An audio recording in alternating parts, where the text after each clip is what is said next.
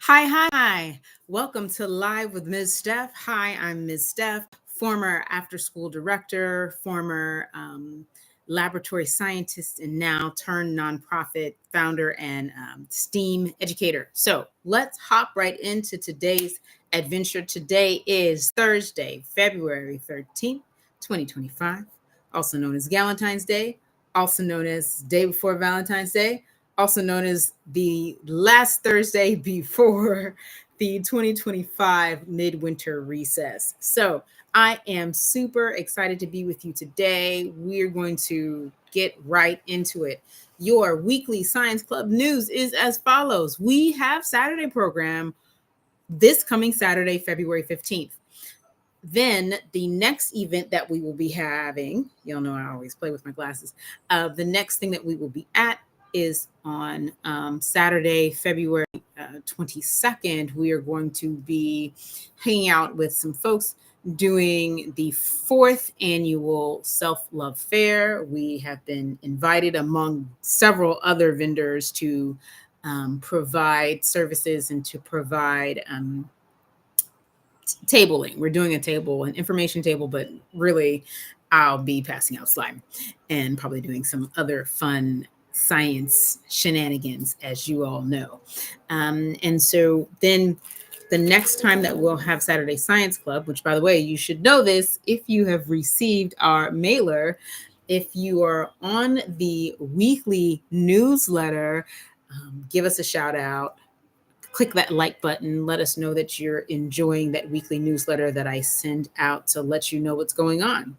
And so that being said, March, our Saturday Science Club dates are March 1st, 8th, and 15th. We're super excited to have you with us.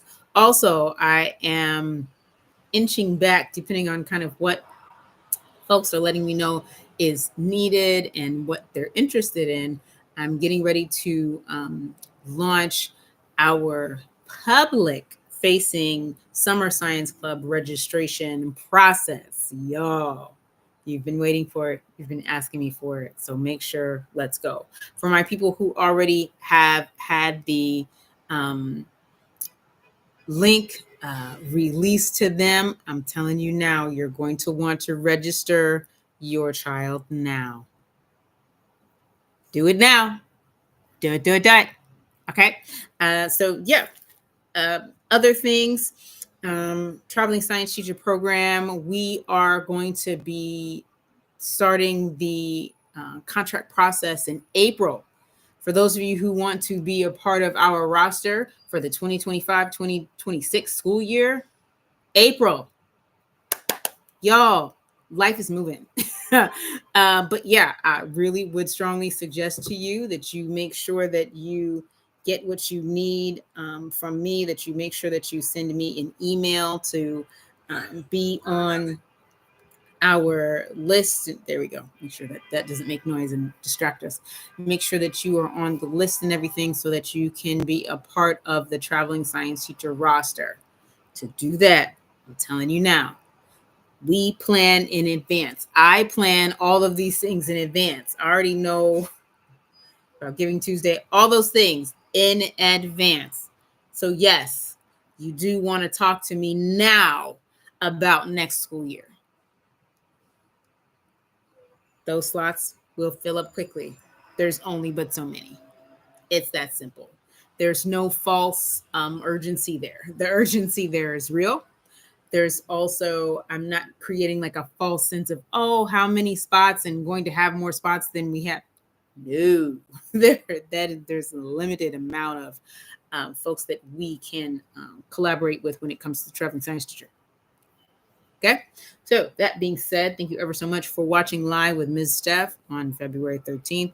We're going to hop in and do our science activity. Yeah, I mean, if you want to know more about like the things that I mentioned and sprinkled in there, check. There's so many videos that I have on YouTube, on Facebook, on Instagram. If you want more details about each thing that I talked about, if you're interested in contributing and supporting our program, like there are ways to do that through our website. All of those things are already available. When it comes to what we did last week, last Thursday. Yes, I know this looks like a mess. That's my point. Because I saved this because I wanted you to see how easy this was to clean it up. Yeah. Okay. So remember how I'm always like, cover your tray, cover your tray, cover your tray.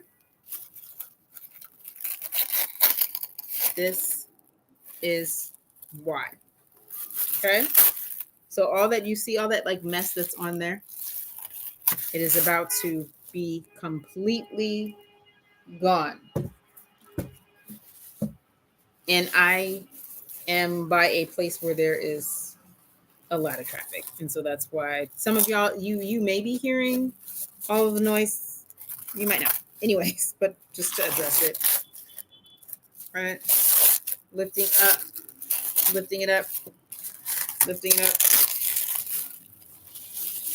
And literally, it kind of makes its own little pouch. Do we see that? Why cover your tray? That's why. Okay.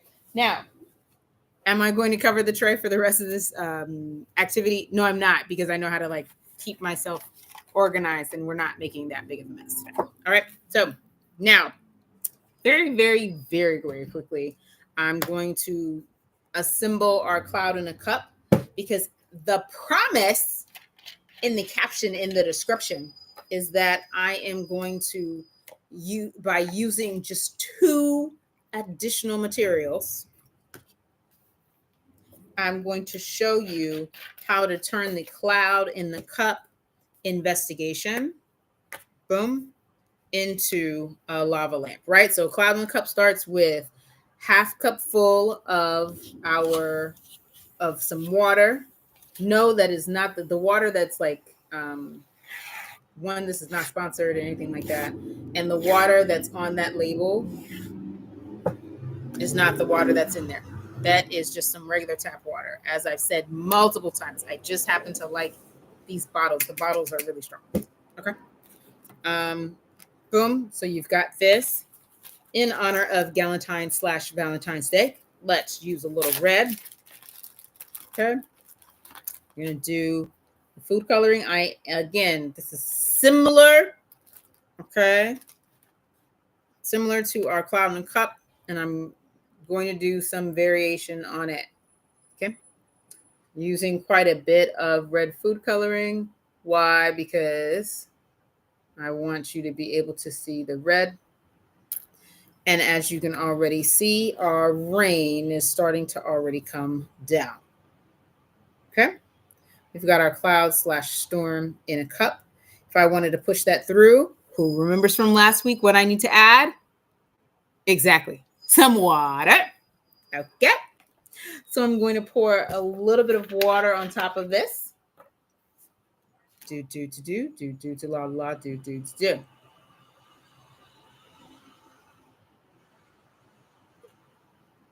Very little water. You don't even need that much. You saw how little that was. That's probably less than 1/4 of an ounce of water. Okay. And we've got that. Let's tilt y'all down a bit so you can see more of what's going on. Okay. So you've got the top of that. That is our cloud in the cup, right? 3 simple ingredients: some water, room temperature tap water, shaving cream, any kind. This is not sponsored. I just needed some shaving cream in the middle of my day yesterday. Like legit, I was between sites and I stopped by a well-known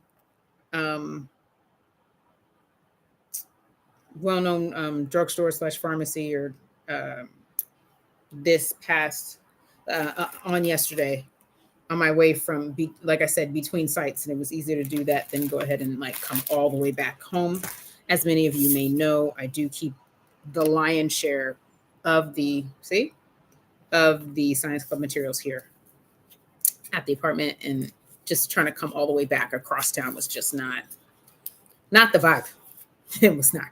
Okay. So yeah, so I grabbed that. This is not sponsored. Okay.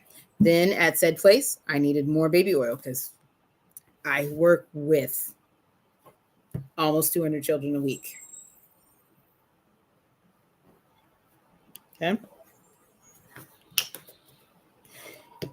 And therefore, and doing a lot of sites. All right. So the two things that we're going to add to turn our cloud and cup into lava lamp are these two things. This is actual Alka-Seltzer. And when I mention something, people, please just assume that this video is not sponsored. Okay. Also, when I mention materials, like the videos are no longer geared towards children. You can use them to help support you in doing work and activities with kids. But you notice I'm not speaking in the direction to children just because YouTube and reasons and stuff. But that being said, you can try this activity. All of these things require some amount of adult supervision. None of the activities do I do when I say, oh, the kids, you can just like let them do whatever. Now, certain things I may say, hey, like this can be a play activity.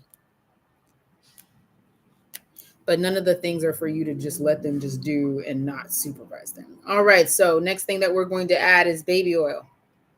Do. You should start to see a gap. Okay.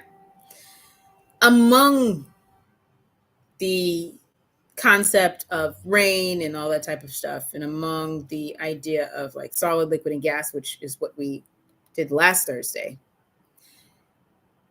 The next thing that you can also talk about is density, and also the concepts of hydrophobic and hydrophilic. I mentioned that in the video from Monday. Okay. Now, what we're about to do now is combine pretty much all the activities that I've been doing over the last week and a half with y'all here, right? And again, like I pick up the cup so you can see it, but I strongly recommend, and I pretty much always tell the kids to leave everything on the tray and to leave it flat on the table, okay? Now we are going to add the Alka-Seltzer tablet. Because of just experience, I know how to add the Alka-Seltzer tablet in a way to where it's going to like sink down eventually. Remember last week I told y'all that you can squeeze the cup a bit to get it to go down. Okay. You should be able to start to see it falling through the shaving cream. Okay. And then it's going to touch the water eventually. And one of the things about the Alka-Seltzer tablet, right, is that it is reactive with water. Inside of the Alka-Seltzer tablet, you have a, there it is. Y'all see that happening? Okay. Inside the Alka-Seltzer tablet, you have baking soda. You see the activity? Isn't that cool? Baking soda, essentially baking soda and citric acid along with aspirin, which is why you need to be super careful with how you're using it with your students. So, right, you see the difference between what happened last week when we did our Thursday activity, right? Last week we got an overflow effect. But because of the oil layer this week, we're not going to get really an overflow. The oil is basically going to capture the gas, and you'll get more of the lava lamp, that up and down reaction. You see how quickly that came together? Isn't it amazing all the things that you can learn just off of just adding a couple of things from, I don't even know if that's what it's called anymore, the drugstore. That's what we used to call it growing up. The pharmacy, CVS, Walgreens, all those types of things, those places, right? All of these materials can easily be obtained there. Okay. And again, adult supervision. And you are making sure that your students, your young people, your children, your niece, nephew, whomever is making safe choices None of these things go in our mouths. Absolutely not. This is not food. Yes, it may look kind of like it's like a smoothie or whatever. This one to me looks way less like it's a beverage than the other.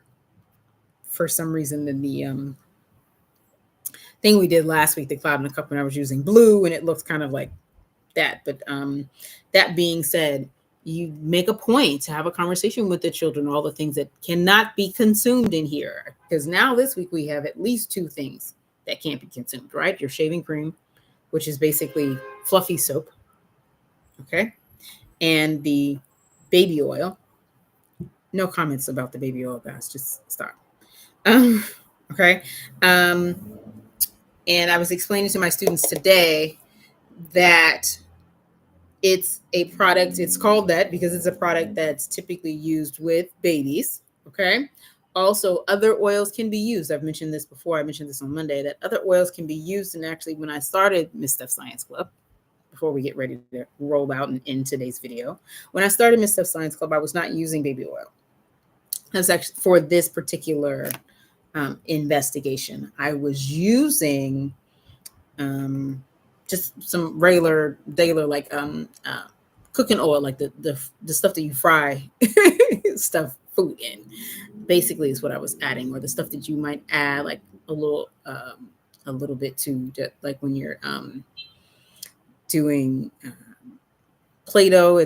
That's what I used to use for Play-Doh. Now I actually would prefer to use this because this tends to be more hypoallergenic than the other stuff, because mineral oil is it's all the mineral. I mean, we can go. I could go far. You notice how each thing I mention, there's all this science knowledge behind it, right? That's the whole point. That's the point, is that these simple things that we see and interact with on a regular basis, maybe not every day, but that you interact with frequently, that can be obtained from the corner store or whatever type of location, can be mixed together in such a way that you can teach young children, all the way from young children all the way up through high school, about the basics of chemistry, about concepts, behind, observing what's happening when you mix this and this together, to notice the patterns, to teach about, this is a great density activity. Yeah, because our most dense item actually was the Alka-Seltzer tablet, and that eventually sank. Okay. And then the water, the oil is the next level of density, and the least dense substance in this particular cup between these things is the shaving cream. Okay. It's super fun. It's a great opportunity. You can mix and match. You can turn this into an in-depth science experiment, or you can just look at it as an inquiry activity. Like, I wonder what will happen. One of the things that I did today, especially with my students, we didn't do the Alka-Seltzer part. I did not do that with them. I did the layers part with them. I asked them what order they wanted to add the materials in. And so we did one set where we added the shaving cream first, and then we did another set where we added the shaving cream last, because they wanted to see that. I asked them, what do you think will happen? Formulating a hypothesis is actually a very challenging skill, because a hypothesis is not just a guess. When they're young, the students I worked with today were on the younger side, right? Early childhood students. But when they're young, they don't know. So you have to really walk them through that concept. But the older a child gets, you really want to dig in and have them respond in ways that make sense. Like several of the kids said, oh, it will explode. The difference between I want it to explode and I want us to do something that will explode is versus oh, I think this actually will happen based on my knowledge of the materials we're using, right? So the older children get, the clearer you're expecting them to give you, the clearer explanation you want to give them, want them to give you, and you want their hypotheses to start really making sense. So like my fifth graders, if my fifth graders say, oh, it'll explode, and we didn't put anything in there that would explode, I'm going to really push them on that and say, well, what do you mean and why? Whereas my 2-year-olds, of course, they're like, because they just want to see it. It's really different. And the high schoolers, absolutely not. You should, without something that's going to create a gaseous response, they should not say erupt. Also, there's a difference between erupt and explode.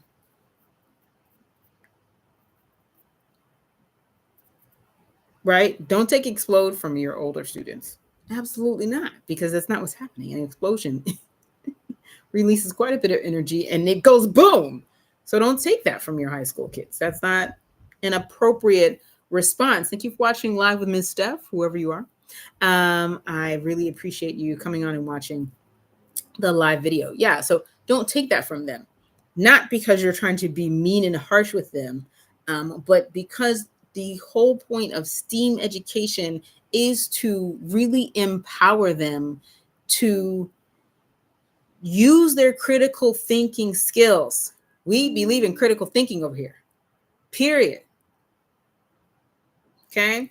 And science is the study of the natural world, the patterns, right? What patterns, how do things work?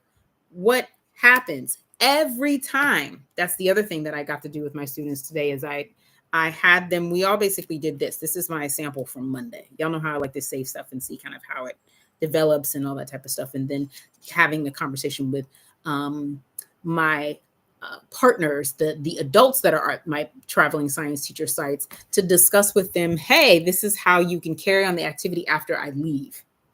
Leaving it and letting it sit is one of the ways, right? And if I leave it and let it sit, I need to know what's going to happen to it. Meaning I need to run my own experiments. I don't go in places and do stuff that I've like never done with students or haven't done recently. I always run everything fresh, especially if I'm using slightly different materials. I don't care if it's just a slight different, like this shaving cream. I pick this up. I know how this performs. Again, not sponsored. I know how this particular formulation of this brand performs. I know that. So I take that into account when I'm going somewhere. Baby oil is basically the same. I don't care whatever different kind of bottle is, and they all basically perform the same. Okay. So anyways, all that being said is that I left the samples there for them to look at and observe. And remember I told you we talked about what order they wanted to add the things in? No matter what order you put oil, water, and shaving cream into a container, in the end, it always looks basically like this. When things settle out, at the bottom, you get the water and the food coloring. If you happen to use food coloring, you see, it doesn't matter what color food coloring you use. If I were to add food coloring to a different color now, which I'm about to do, I'm about to show y'all what that looks like. Okay. If I add some more food coloring to this or to this, the food coloring eventually works its way down to the bottom to mix in with the water, because that's the thing that it likes to mix with. Chemically speaking, it's able to mix with that. The oil, no matter what kind of oil that is going to come into, especially liquid oil, will sit in the middle. And your shaving cream, in general, it's going to go to the top. That's science, right? The study of the natural world, the study of the patterns. Okay? The patterns. That's what you're doing when you're studying science. You're studying the patterns. And then when you use technology and engineering, you say, I know this is a pattern.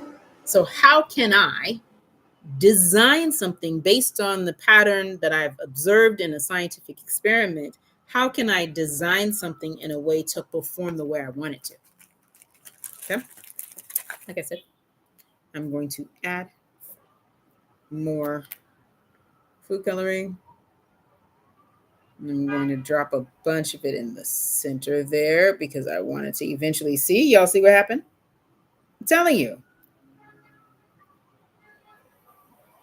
It likes to go down.